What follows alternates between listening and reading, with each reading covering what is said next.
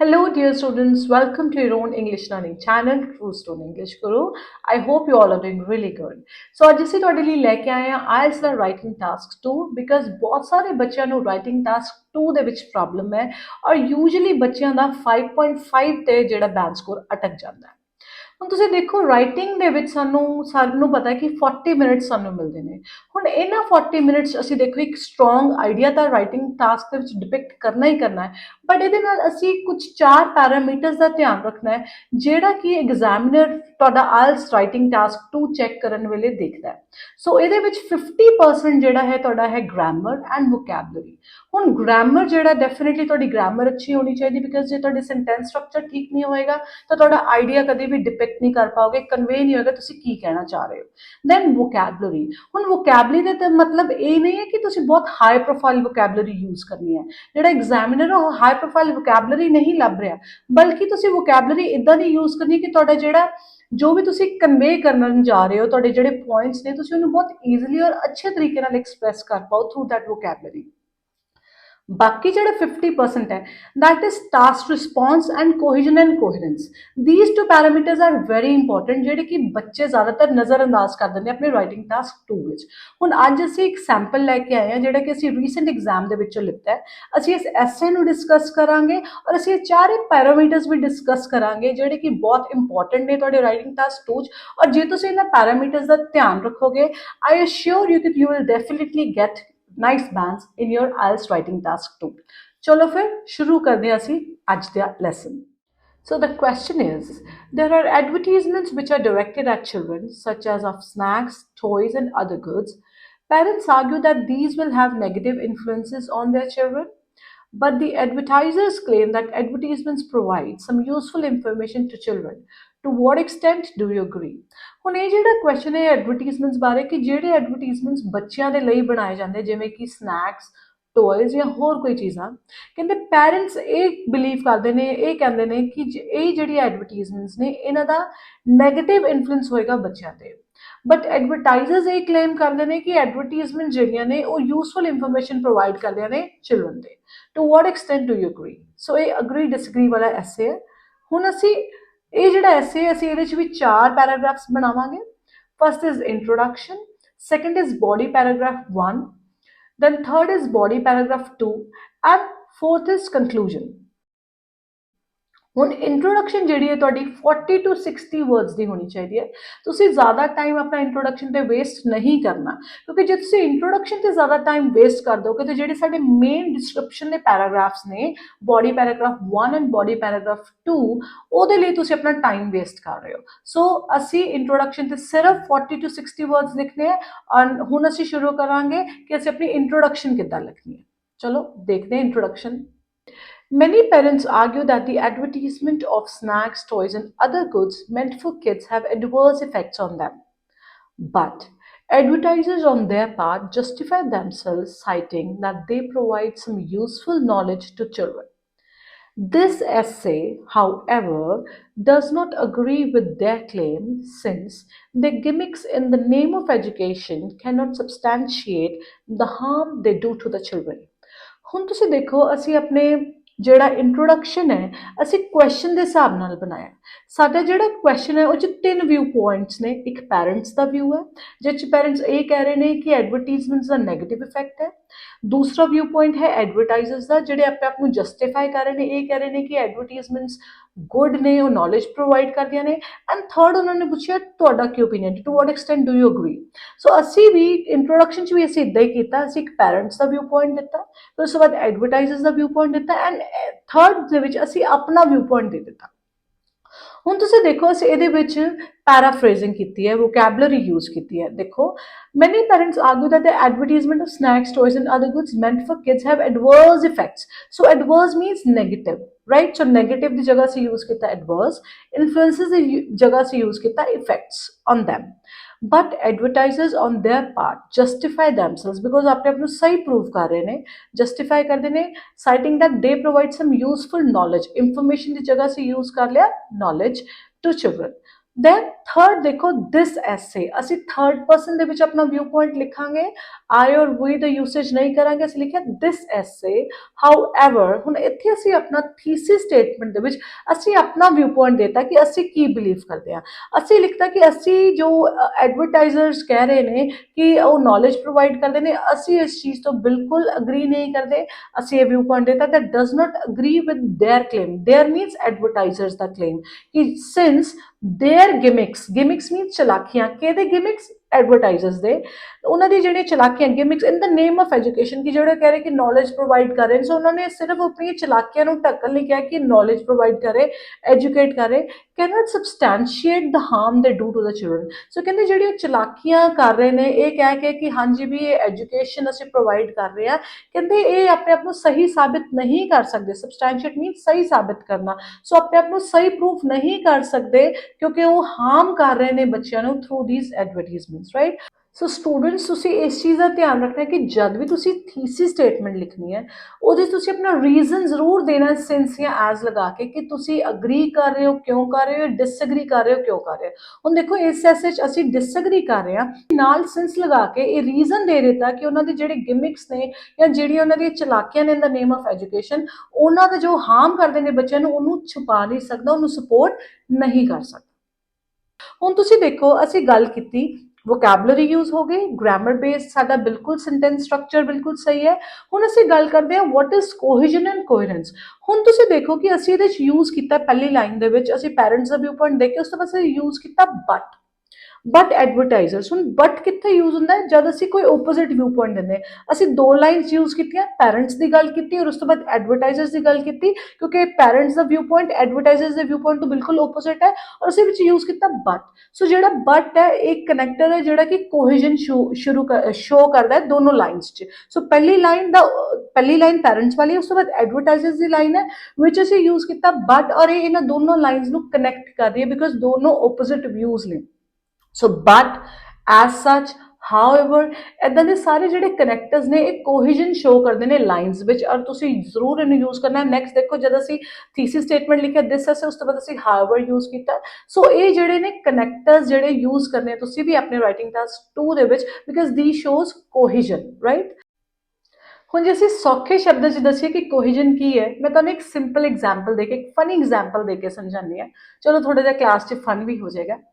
ਵਾਰੀ ਵਰਸੀ ਖਟਣ ਗਿਆ ਸੀ, ਖੱਟ ਕੇ ਲਿਆਂਦਾ ਝੇੜੂ, ਝੇੜੂ ਦੇ ਸਿਰ ਤੇ ਲਾਲ ਟੋਪੀ, ਦੇਖ ਮੱਝ ਨਾ ਪੱਠੇ ਖਾਂਦੀ, ਲੱਕ ਤੇਰਾ ਪਤਲਾ ਜਿਹਾ, 26 ਜਨਵਰੀ ਆ ਗਈ।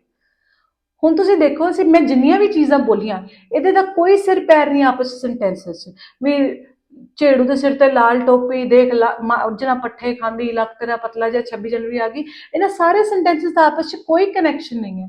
ਸੋ ਇਹਦੇ 'ਚ ਕੋਹੀਜਨ ਨਹੀਂ ਹੈ। ਸੋ ਵਾਟ ਇਜ਼ ਕੋਹੀਜਨ? ਕੋਹੀਜਨ ਹੈ ਲਾਈਨਾਂ ਦਾ ਆਪਸ 'ਚ ਕਨੈਕਸ਼ਨ। ਔਰ ਇਹ ਕਨੈਕਸ਼ਨ ਕਿੱਦਾਂ ਬਣੇਗਾ? ਜਦ ਅਸੀਂ ਉਹ ਵਰਡਸ ਯੂਜ਼ ਕਰਾਂਗੇ ਜਿਹੜਾ ਲਾਈਨਸ ਦਾ ਆਪਸ 'ਚ ਕਨੈਕਸ਼ਨ ਬਣਾਏਗਾ। ਸੋ ਕੋਹੀਜਨ ਮੀਨਸ ਲਾਈਨਸ ਦਾ ਆਪਸ 'ਚ ਕਨੈਕਸ਼ਨ, ਲਿੰਕ, ਇੱਕ ਲਾਈਨ ਦੂਜੇ ਦੇ ਨਾਲ ਕਨੈਕਟ ਹੋ ਰਹੀ ਹੋਗੀ, ਰਾਈਟ। ਸੋ ਤੁਸੀਂ ਕੋਹੀਜਨ ਦਾ ਧਿਆਨ ਰੱਖਣਾ। ਸੋ ਅਸੀਂ ਆਪਣਾ ਲਿਖਾਂਗੇ ਬੋਡੀ ਪੈਰਾਗ੍ਰਾਫ 1। ਹੁਣ ਸਾਡਾ ਬੋਡੀ ਪੈਰਾਗ੍ਰਾਫ 1 ਹੈ, ਇਟ ਵਿਲ ਬੀ ਬੇਸਡ ਕਿ ਅਸੀਂ ਥੀਸਿਸ ਸਟੇਟਮੈਂਟ 'ਚ ਕੀ ਦਿੱਤਾ। ਹੁਣ ਇੱਥੇ ਅਸੀਂ ਥੀਸਿਸ ਸਟੇਟਮੈਂਟ 'ਚ ਅਸੀਂ ਅਗਰੀ ਨਹੀਂ ਕੀਤਾ, ਮਤਲਬ ਅਸੀਂ ਸਪੋਰਟ ਨਹੀਂ ਕੀਤਾ ਐਡਵਰਟਾਈਜ਼ਰਸ ਨੂੰ। ਅਸੀਂ ਹੁਣ ਬੋਡੀ ਪੈਰਾਗ੍ਰਾਫ 1 ਦੇ ਵਿੱਚ ਅਸੀਂ ਇਹ ਦੱਸਣਾ ਹੈ ਕਿ ਐਡਵਰਟਾਈਜ਼ਮੈਂਟਸ ਜਿਹੜੀਆਂ ਹੈਗੀਆਂ ਨੇ ਉਹ ਕਿਉਂ ਨੁਕਸਾਨਦੇ ਨੇ, ਉਹਦਾ ਕੀ ਕਾਰਨ ਹੈ, ਬੱਚਿਆਂ ਤੇ ਇਫੈਕਟ ਹੈ ਕਿੱਦਾਂ। ਸੋ ਅਸੀਂ ਇਹਦੇ ਵਿੱਚ ਸਭ ਤੋਂ ਪਹਿਲਾਂ ਸਾਡਾ ਜਿਹੜਾ ਬੋਡੀ ਪੈਰਾਗ੍ਰਾਫ 1 ਹੈ, ਸਭ ਤੋਂ ਪਹਿਲਾ ਸੈਂਟੈਂਸ ਇਹਦਾ ਹੋਏਗਾ ਟੌਪਿਕ ਸੈਂਟੈਂਸ। ਨਾ what is topic sentence? Topic sentence ਇਹ ਕਲੀਅਰ ਕਰਦਾ ਹੈ ਕਿ ਤੁਹਾਡਾ ਜਿਹੜਾ ਪੈਰਾਗ੍ਰਾਫ ਹੈ ਬੋਡੀ ਪੈਰਾਗ੍ਰਾਫ 1 ਉਹ ਕਿਸ ਬੇਸ ਤੇ ਹੈ, ਔਰ ਇਹਦੇ ਨਾਲ ਐਗਜ਼ਾਮੀਨਰ ਨੂੰ ਕਲੈਰਿਟੀ ਹੋ ਜਾਏਗੀ ਕਿ ਤੁਹਾਡਾ ਜਿਹੜਾ ਪੈਰਾਗ੍ਰਾਫ ਹੈ ਉਹ ਕੀ ਹੈ ਤੇ ਉਹਦੇ ਵਿੱਚ ਤੁਸੀਂ ਕੀ ਡਿਸਕ੍ਰਾਈਬ ਕੀਤਾ ਹੈ। ਹੁਣ ਅਸੀਂ ਦੇਖਦੇ ਹਾਂ ਅਸੀਂ ਇਹ 'ਚ ਟੌਪਿਕ ਸੈਂਟੈਂਸ ਕੀ ਲਿਖਿਆ। To start with, there are reasons which claim that manufacturers of candies, biscuits, soft drinks, and toys produce attractive advertisements to target the children. ਹੁਣ ਇਹ ਅਸੀਂ ਦਿੱਤਾ ਟੌਪਿਕ ਸੈਂਟੈਂਸ ਜਿੱਥੇ ਅਸੀਂ ਐਕਸਪਲੇਨ ਕੀਤੇ ਵੇਰੀਅਸ ਰੀਜ਼ਨਸ ਇਸ paragraph 'ਚ ਦਿੱਤੇ ਕਿ ਜਿਹੜੇ ਇਹ ਕਲੇਮ ਕਰਦੇ ਨੇ ਕਿ ਬੱਚਿਆਂ ਨੂੰ ਹੀ ਟਾਰਗੇਟ ਕੀਤਾ ਜਾਂਦਾ ਹੈ through these advertisements. After topic of sentence ਅਸੀਂ ਡਿਸਕਸ ਕਰਾਂਗੇ, ਅਸੀਂ ਲਿਖਾਂਗੇ ਐਗਜ਼ਾਮਪਲ। ਅਸੀਂ ਸੈਕਿੰਡ ਸੈਂਟੈਂਸ ਸਾਡਾ ਐਗਜ਼ਾਮਪਲ ਦੇਵਾਂਗੇ ਅਸੀਂ। ਹੁਣ ਇਹ 'ਚ ਤੁਸੀਂ ਦੇਖੋ ਅਸੀਂ ਕੀ ਐਗਜ਼ਾਮਪਲ ਦਿੱਤੀ। For instance, the TV shows alluring films of these products frequently through all channels. Since children are avid viewers of the TV, they are drawn to these items and squander money on them. ਅਸੀਂ example ਦਿੱਤੀ ਕਿ ਜਿਹੜੇ TV shows ਦੇ through ਇਹ ਸਾਰੀਆਂ advertisements show ਕੀਤੀਆਂ ਜਾਂਦੀਆਂ ਨੇ ਔਰ ਬੱਚੇ ਜੋ ਕਿ ਰੈਗੂਲਰ ਵਿਊਅਰਸ ਨੇ ਟੀਵੀ ਦੇ, ਸੋ ਉਹ ਇਹਨਾਂ ਐਡਵਰਟਾਈਜ਼ਮੈਂਟਸ ਇਹਨਾਂ ਚੀਜ਼ਾਂ ਵੱਲ ਖਿੱਚੇ ਚਲੇ ਜਾਂਦੇ ਨੇ ਔਰ ਉਹ ਇਹ ਮਨੀ ਵੇਸਟ ਕਰਦੇ ਨੇ ਇਹਨਾਂ ਚੀਜ਼ਾਂ ਤੇ, ਰਾਈਟ। ਸੋ ਅਸੀਂ ਇੱਕ ਐਗਜ਼ਾਮਪਲ ਦੇ ਦਿੱਤੀ ਥਰੂ ਐਡਵਰਟਾਈਜ਼ਮੈਂਟਸ ਬੱਚਿਆਂ ਤੇ ਕੀ ਇਫੈਕਟ ਪੈਂਦਾ ਹੈ। ਉਸ ਤੋਂ ਬਾਅਦ ਅਸੀਂ ਦੇਵਾਂਗੇ ਥਰਡ ਸੈਂਟੈਂਸ 'ਚ ਐਕਸਪਲੇਨੇਸ਼ਨ, ਐਗਜ਼ਾਮਪਲ ਨੂੰ ਹੀ ਅਸੀਂ ਹੋਰ ਐਕਸਪਲੇਨ ਕਰਾਂਗੇ। Moreover, excessive and regular intake of sweetmeats, soft drinks, and junk food can lead to several health problems, right? So, ਅਸੀਂ ਕੀ ਕੀਤਾ ਕਿ regular and excessive intake of sweetmeats. So, sweetmeats like pastries, cakes ਜਾਂ ਕੋਈ ਵੀ ਮਿੱਠੀਆਂ ਚੀਜ਼ਾਂ, soft drinks and junk food ਇਹ several health problems ਨੂੰ ਵਧਾਉਂਦੀਆਂ ਨੇ ਬੱਚਿਆਂ 'ਚ। The growing rate of obesity and then ਅਸੀਂ ਕੀ ਕੀਤਾ ਇਹਨੂੰ conclude ਕਰ ਦਿੱਤਾ, the growing rate of obesity among children nowadays is the outcome of this practice. So ਇਸ ਪੂਰੇ ਪੈਰਾਗ੍ਰਾਫ ਨੂੰ ਲਾਸਟ ਲਾਈਨ ਦੇ ਨਾਲ ਕੰਕਲੂਡ ਕਰ ਦਿੱਤਾ, ਅਸੀਂ ਰਿਜ਼ਲਟ ਦੇ ਦਿੱਤਾ ਕਿ ਇਦਾਂ ਇਸ ਚੀਜ਼ਾਂ ਯੂਜ਼ ਕਰਨ ਦੇ ਨਾਲ ਸੌਫਟ ਡਰਿੰਕਸ ਜਾਂ ਫਿਰ ਸਵੀਟਮੀਟਸ ਇਹਦਾ ਇਫੈਕਟ ਕੀ ਹੈ। The growing rate of obesity, obesity means ਮੋਟਾਪਾ, among children nowadays is the outcome of this practice. So body paragraph 2 ਦੇ ਵਿੱਚ ਅਸੀਂ ਓਪੋਜ਼ਿਟ ਵਿਊ ਦੀ ਗੱਲ ਕਰਾਂਗੇ, ਬਿਕਾਜ਼ ਬੋਡੀ ਪੈਰਾਗ੍ਰਾਫ 1 ਦੇ ਵਿੱਚ ਅਸੀਂ ਪੈਰੈਂਟਸ ਨੂੰ ਸਪੋਰਟ ਕੀਤਾ, ਅਸੀਂ ਐਡਵਰਟਾਈਜ਼ਮੈਂਟ ਦੇ ਖਿਲਾਫ ਗੱਲ ਕੀਤੀ, ਔਰ ਬੋਡੀ ਪੈਰਾਗ੍ਰਾਫ 2 ਦੇ ਵਿੱਚ ਅਸੀਂ ਐਡਵਰਟਾਈਜ਼ਰਸ ਦੀ ਗੱਲ ਕਰਕੇ ਉਸ ਤੋਂ ਬਾਅਦ ਅਸੀਂ ਐਗਜ਼ਾਮਪਲ ਦੇਵਾਂਗੇ ਔਰ ਐਕਸਪਲੇਨੇਸ਼ਨ ਦੇਵਾਂਗੇ। ਸੋ ਟੌਪਿਕ ਸੈਂਟੈਂਸ ਅਸੀਂ ਇਹਦੇ 'ਚ ਦੇਵਾਂਗੇ। ਲੈਟਸ ਸੀ ਟੌਪਿਕ ਸੈਂਟੈਂਸ ਇਹਦੇ 'ਚ ਕੀ ਹੈ। On the other hand, the advertisers however tend to justify these publicity materials, right. So ਉਹ ਅਸੀਂ ਟੌਪਿਕ ਸੈਂਟੈਂਸ ਦੇਤਾ ਕਿ ਜਿਹੜੇ ਐਡਵਰਟਾਈਜ਼ਰਸ ਨੇ ਆਪਣੇ ਆਪ ਨੂੰ ਜਸਟੀਫਾਈ ਕਰਦੇ ਨੇ ਕਿ ਉਹ ਜਿਹੜੇ ਐਡਵਰਟਾਈਜ਼ਮੈਂਟਸ ਨੇ they are good, then they claim, for instance, ਅਸੀਂ example ਦਿੱਤਾ, for instance, that these advertisements impart some useful information to children. Then explanation, since children are their aim, they ensure that bits of some beneficial knowledge are passed on to them. Some of them conduct quiz competitions on the radio or TV, which are no doubt useful to students. So, ਅਸੀਂ example ਦੇਤਾ ਕਿ ਜਿਹੜੇ advertisers ਨੇ ਉਹ ਬੱਚਿਆਂ ਨੂੰ ਕੁਛ ਨਾ ਕੁਛ information provide ਕਰਦੇ ਨੇ, and then ਅਸੀਂ explain ਕਰਦੇ ਕਿ through quiz ਜਾਂ various competitions ਉਹ ਇਹ ensure ਕਰਦੇ ਨੇ ਕਿ ਬੱਚਿਆਂ ਨੂੰ ਕਿਸੇ ਨਾ ਕਿਸੇ ਮਾਧਿਅਮ ਦੇ ਨਾਲ education ਮਿਲੇ, right? ਹੁਣ ਅਸੀਂ ਜਦ ਟੌਪਿਕ ਸੈਂਟੈਂਸ ਐਗਜ਼ਾਮਪਲ ਔਰ ਐਕਸਪਲੇਨੇਸ਼ਨ ਤਾਂ ਦੇਤੀ BP2 ਦੇ ਵਿੱਚ, ਪਰ ਇੱਕ ਚੀਜ਼ ਤੁਸੀਂ ਕਰਨੀ ਹੈ, that is refute. What is refute? ਕਿ ਤੁਸੀਂ ਆਪਣਾ ਫਿਰ BP1 ਵਾਲਾ ਪੁਆਇੰਟ ਇੱਥੇ ਲਿਖਣਾ ਹੀ ਲਿਖਣਾ ਕਿ ਜਿਹੜੀ ਚੀਜ਼ ਨੂੰ ਤੁਸੀਂ ਸਪੋਰਟ ਕਰਦੇ ਹੋ, ਤਾਂ ਕਿ ਜਿੱਥੋਂ ਅਸੀਂ ਸ਼ੁਰੂ ਕੀਤਾ ਅਸੀਂ ਉੱਥੇ ਜਾ ਕੇ ਹੀ ਐਸੇ ਖਤਮ ਕਰ ਦੇਣਾ। ਅਸੀਂ ਰਿਫਿਊਟ ਜ਼ਰੂਰ ਕਰਨਾ ਅਗਰੀ ਡਿਸਐਗਰੀ ਵਾਲੇ ਐਸੇ 'ਚ। ਦੇਖੋ ਅਸੀਂ ਇੱਥੇ ਕਿੱਦਾਂ ਰਿਫਿਊਟ ਕੀਤਾ। Although it all may appear to be spick and span from the point of view of the advertisers, in reality, they only serve to mask the peril that they are doing to the children. ਅਸੀਂ ਇਹ ਗੱਲ ਕੀਤੀ ਕਿ although from the point of view ਕਿ advertisers ਦੇ ਨਜ਼ਰੀਏ ਦੇ ਨਾਲ ਸਭ ਕੁਝ ਬਹੁਤ ਵਧੀਆ ਹੋਏਗਾ, spick and span means ਸਭ ਕੁਝ ਬਹੁਤ ਵਧੀਆ, everything is in order, right? But in reality सच ਇਹ ਹੈ ਕਿ ਉਹ ਜੋ ਨੁਕਸਾਨ ਕਰ ਰਹੇ ਨੇ, peril means danger, the danger that posing to the children, ਉਸ ਚੀਜ਼ ਨੂੰ ਢੱਕ ਰਹੇ ਨੇ, they are masking up, right? So ਇਹ ਸਿਰਫ ਇੱਕ ਤਕੋਸ ਹੈ, ਇੱਕ ਗਿਮਿਕਸ ਹੈ ਜਿਹੜਾ ਇਹ ਸ਼ੋ ਕਰਦਾ ਕਿ ਅਸੀਂ ਐਜੂਕੇਟ ਕਰ ਰਹੇ, ਬਟ ਐਕਚੁਅਲੀ ਦੇ ਵਿੱਚ ਉਹ danger, they are dangerous, these the products that they are advertising that are dangerous for the children. So in reality ਇਹ ਚੀਜ਼ ਸਹੀ ਨਹੀਂ ਹੈ, but ਜਿਹੜੇ advertisers ਨੇ ਉਹ ਸਿਰਫ ਇਹ ਸ਼ੋ ਕਰਨਾ ਚਾਹੁੰਦੇ ਨੇ ਕਿ everything is good. So ਅਸੀਂ ਕੀ ਕੀਤਾ, ਜਿਹੜਾ ਪੁਆਇੰਟ ਆਫ ਵਿਊ ਅਸੀਂ ਆਪਣੇ ਥੀਸਿਸ ਸਟੇਟਮੈਂਟ ਦਿੱਤਾ BP1 ਦੇ ਵਿੱਚ ਦਿੱਤਾ, ਅਸੀਂ ਉਹਨੂੰ ਫਿਰ ਇੱਥੇ ਹੀ ਸ਼ੋ ਕਰ ਦਿੱਤਾ। ਐਗਜ਼ਾਮਨਰ ਨੂੰ ਇਹ ਕਲੀਅਰ ਹੋ ਗਿਆ ਕਿ ਅਸੀਂ ਆਪਣਾ ਪੁਆਇੰਟ ਪ੍ਰੂਵ ਕਰ ਦਿੱਤਾ ਕਿ advertisements are not good. So talking about the last part, that is conclusion. So conclusion ਅਸੀਂ ਜੋ ਵੀ ਆਪਣੇ thesis statement 'ਚ ਲਿਖਿਆ ਕਿ ਅਸੀਂ agree ਨਹੀਂ ਕਰਦੇ, ਅਸੀਂ ਉਸੇ view point ਨੂੰ ਫਿਰ paraphrase ਕਰਕੇ conclusion 'ਚ ਲਿਖਦੇ ਹਾਂ। So let's see ਅਸੀਂ ਇੱਥੇ conclusion ਕੀ ਲਿਖਿਆ।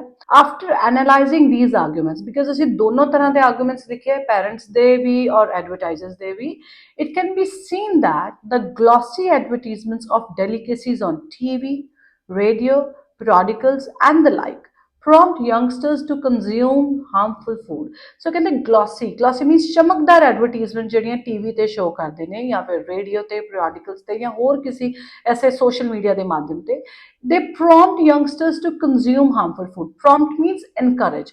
So youngsters means children ਦਾ ਅਸੀਂ paraphrasing ਕੀਤੀ ਹੈ, so rephrase ਕੀਤਾ ਹੈ। prompt youngsters to consume harmful food, ਇਹ ਕਿਤੇ ਨਾ ਕਿਤੇ encourage ਕਰਦੇ ਨੇ youngsters ਨੂੰ ਕਿ ਉਹ harmful food ਨੂੰ consume ਕਰਨ, eat ਕਰਨ.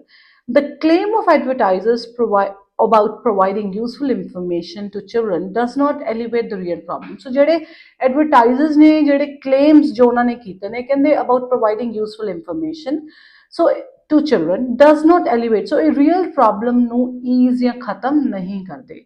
So that means ਅਸੀਂ conclusion ਚ ਇਹ conclude ਕਰਤਾ ਕਿ advertisers ਜਿਹੜੇ ਨੇ ਉਹਨਾਂ ਦਾ claim ਬਿਲਕੁਲ ਗਲਤ ਹੈ ਔਰ ਇਹ ਕਿਤੇ ਨਾ ਕਿਤੇ ਜਿਹੜੀ ਐਡਵਰਟੀਜ਼ਮੈਂਟਸ ਨੇ ਇਹ ਬੱਚਿਆਂ ਨੂੰ ਐਨਕਰੇਜ ਕਰਦੀਆਂ ਨੇ ਤਾਂ ਕਿ ਉਹ ਹਾਰਮਫੁਲ ਪ੍ਰੋਡਕਟਸ ਨੂੰ ਕੰਜ਼ਿਊਮ ਕਰਨ.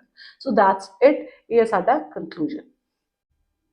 So talking about the 4 parameters, so first parameter ਅਸੀਂ ਗੱਲ ਕਰਾਂਗੇ grammar ਦੀ.